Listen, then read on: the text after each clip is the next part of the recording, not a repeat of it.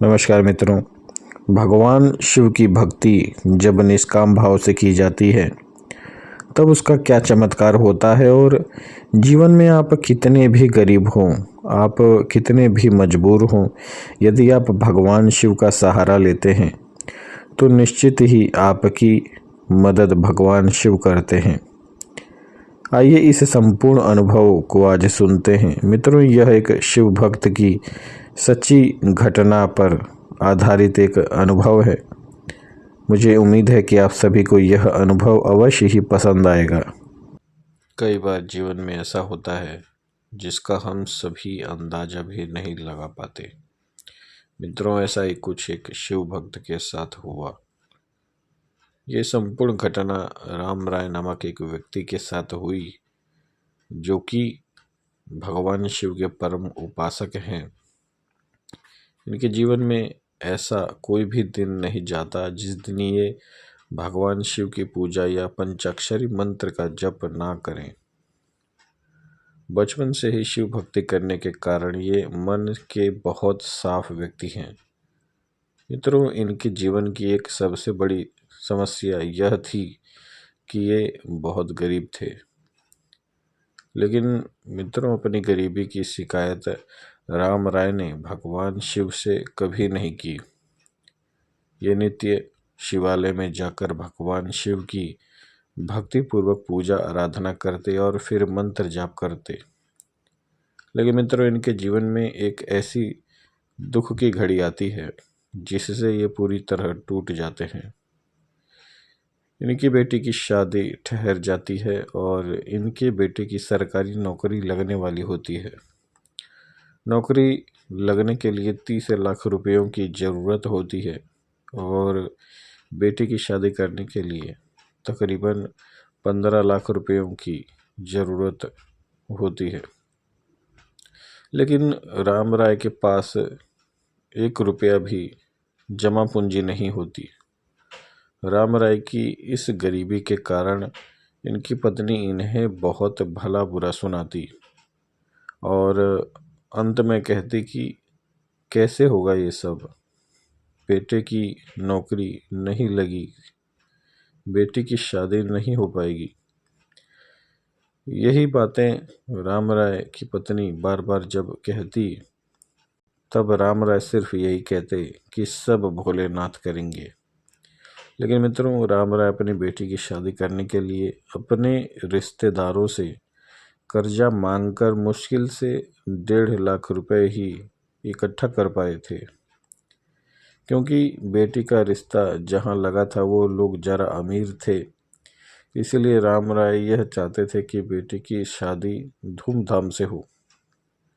मित्रों, राम राय जी अपने बेटे की सरकारी नौकरी के विषय में सोचते ही नहीं थे, क्योंकि ये जानते थे कि 30 लाख रुपए जमा कर पाना इनके बस की बात नहीं। मित्रों, इन्होंने जो कर्जा मांग कर पैसा इकट्ठा किया था, ये उसे बैंक में जमा करने के लिए जा रहे थे। लेकिन रास्ते में ही कुछ बदमाश इनका सर फोड़कर रुपए लेकर भाग जाते हैं। अपने साथ ऐसी घटना देखकर ये तुरंत ही फूट फूट कर रोने लगते हैं और हे भोलेनाथ, हे भोलेनाथ कहकर उस मंदिर की तरफ भागते हैं जिसमें ये रोज पूजा किया करते थे। मंदिर में जाकर शिवलिंग के सामने रो रो कर सारी बात सुनाने लगते हैं और कहते हैं कि भोलेनाथ मेरी सहायता करो। तभी वहीं पर बैठा एक साधु कहता है कि तुम अपनी भक्ति मुझे दान दे दो, मैं तुम्हें 50 लाख रुपए दे दूंगा। साधु की बातों को सुनकर राम राय कहते हैं कि तुम अपना 50 लाख अपने पास रखो, मेरी मदद तो मेरे भोलेनाथ करेंगे। ये कहकर जब राम राय मंदिर से बाहर निकलते हैं, तभी साधु उनके पीछे आता है और कहता है कि मेरी ये पोटली लेकर जाओ और अपनी पत्नी को दे देना। तभी राम राय जी ने पूछा, इसमें क्या है? तभी उस साधु ने कहा कि इसमें भोलेनाथ का संदेश है। लेकिन मित्रों राम राय पोटली को लेने से मना कर देते हैं और कहते हैं कि तुम जैसे ढोंगी के पास भला भोलेनाथ का संदेश कैसे आएगा। तभी वो साधु कहता है कि ये पोटली ले लो और ये अपनी पत्नी को दे देना। साधु के बार बार आग्रह करने पर राम राय पोटली को लेकर अपने घर आते हैं और अपनी पत्नी को खोलने को कहते हैं। राम राय की पत्नी पूछती है कि इसमें क्या है और राम राय सारी कहानी अपनी पत्नी को कह सुनाते हैं। तभी उनकी पत्नी कहती है कि आखिर उस साधु को कैसे पता कि तुम्हें पैसों की ज़रूरत है। तभी राम राय को भी अजीब लगता है और वो दोनों पोटली खोल कर देखते हैं तो देखकर हैरान रह जाते हैं। मित्रों वो दोनों देखते हैं कि पोटली में 1 करोड़ रुपए हैं और एक चिट्ठी है। राम राय और उनकी पत्नी पैसों को देखकर फूट फूट कर रोने लगते हैं। इसके बाद राम राय चिट्ठी को खोलकर पढ़ते हैं तो उसमें लिखा होता है कि जीवन में बिना कुछ मांगे मेरी भक्ति करने वाले राम राय तुम सदैव मेरे हृदय में रहोगे। इस चिट्ठी को पढ़ने के बाद राम राय पागलों की तरह रोने लगते हैं और बार बार हे भोलेनाथ, हे भोलेनाथ, हे नीलकंठ, हे महादेव कहकर भोलेनाथ की इस चमत्कार को नमस्कार करते हैं। मित्रों इस घटना के बाद 3 चमत्कार और हुए। पहला, इनकी बेटी की शादी का खर्च दूल्हे ने खुद उठाया, यानी कि जो दूल्हा था उसी ने इनकी बेटी की शादी का पूरा खर्चा उठा लिया और इनके बेटे की नौकरी बिना किसी पैसे के लग गई। और तीसरा चमत्कार ये हुआ कि इनके पैसे जो चोर लेकर भागे थे वो भी पुलिस के द्वारा पकड़े गए। पुलिस पैसे लेकर जब इनके घर आई तब इन्होंने पूछा कि मैंने तो कोई कंप्लेन ही नहीं की थी।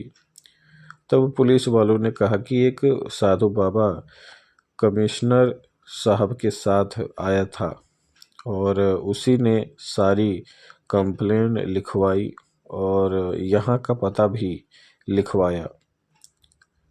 तो मित्रों इस तरह के चमत्कार केवल उन्हीं भक्तों के साथ होते हैं जो भगवान शिव की निष्काम भाव से अडिग श्रद्धा भक्ति के साथ भक्ति करते हैं।